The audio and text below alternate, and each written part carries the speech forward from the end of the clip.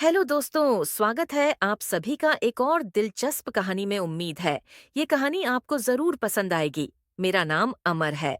मैं एक साधारण सा लड़का हूँ, लेकिन मेरी जिंदगी में ऐसी लड़की थी जिसने मेरे हर दिन को खास बना दिया था। उसका नाम था करीना। करीना बेहद खूबसूरत, समझदार और दिल को छू लेने वाली लड़की थी। वह मेरी गर्लफ्रेंड थी और मेरी जिंदगी का सबसे अहम हिस्सा थी। मैंने हमेशा उसे अपना सब कुछ मानकर उससे बेइंतहा प्यार किया। मेरा एक बहुत करीबी दोस्त था जिसका नाम राजवीर था। हम दोनों बचपन से दोस्त थे और एक दूसरे के लिए जान देने को तैयार रहते थे। करीना और राजवीर के साथ में अपनी जिंदगी की हर लम्हे को खुलकर जीता था। मुझे यह भरोसा था कि हमारी दोस्ती और मेरा करीना के साथ का रिश्ता कभी नहीं टूट सकता। मैं अक्सर करीना से मिलने उसके घर जाता था। मेरी आदत थी कि कभी कभी राजवीर को भी साथ ले जाता। मुझे लगता था कि राजवीर भी करीना को अच्छी तरह से जान ले, ताकि वह हमारी खुशी का हिस्सा बन सके। शुरू शुरू में सब कुछ ठीक लग रहा था। करीना और राजवीर भी अच्छे दोस्त बन गए थे। उनकी हंसी मजाक और आपसी बातें देखकर मुझे लगता था कि मैंने सही किया जो उन्हें मिलवाया। लेकिन धीरे धीरे मुझे कुछ अजीब महसूस होने लगा। जब भी मैं करीना को गले लगाता, राजवीर किसी न किसी बहाने उसके करीब आ जाता और कभी उसके गाल को छूता या उसके कंधे पर हाथ रखता। शुरू में मुझे लगा कि यह बस मेरी गलत फहमी है, लेकिन मेरा मन इसे लेकर अशांत रहने लगा। एक दिन मैंने सोचा कि मैं इन फिजूल की बातों को भूल जाऊं और करीना पर पूरा भरोसा रखूं। उसी दिन मैं करीना के घर पहुंचा।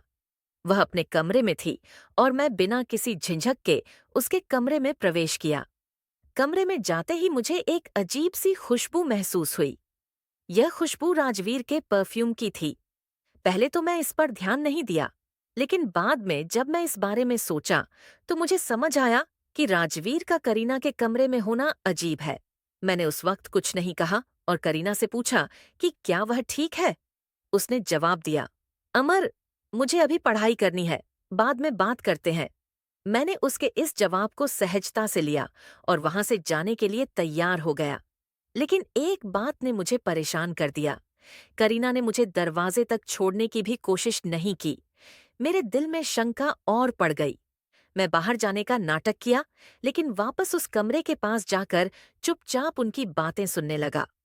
कमरे के अंदर राजवीर और करीना की आवाजें आ रही थीं। राजवीर ने कहा, करीना, तुम सच में बहुत खूबसूरत हो। तुम्हारी जैसी लड़की को अमर जैसा लड़का कैसे पसंद आ सकता है? वह तो एकदम बोरिंग और चौमू है।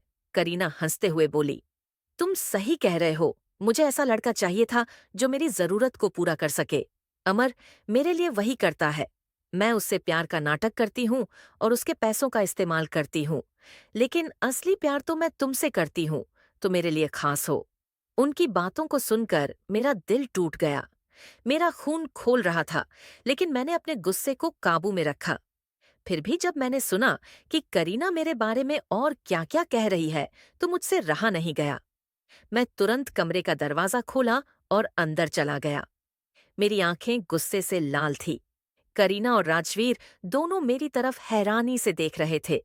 मैंने गुस्से में कहा, करीना के पास जाकर उसे जोर से थप्पड़ मार दिया। राजवीर से भी मैंने अपनी दोस्ती वहीं खत्म कर दी। मैंने उनसे कहा, तुम दोनों ने मेरी जिंदगी का सबसे बड़ा भरोसा तोड़ा है। मैंने तुम्हें अपना सब कुछ मानकर प्यार किया और राजवीर को अपना भाई समझा, लेकिन तुम दोनों ने मुझे धोखा दिया। अब मेरे लिए तुम दोनों का कोई अस्तित्व नहीं है। उस दिन मैं करीना के घर से निकलते हुए ठान चुका था कि अब मैं कभी पीछे मुड़कर नहीं देखूंगा। मैं अपनी जिंदगी में आगे बढ़ने का फैसला किया। तो दोस्तों, यह थी आज की कहानी। अगर आपको ये कहानी पसंद आई तो प्लीज वीडियो को लाइक कीजिए, शेयर कीजिए, सब्सक्राइब कीजिए। धन्यवाद।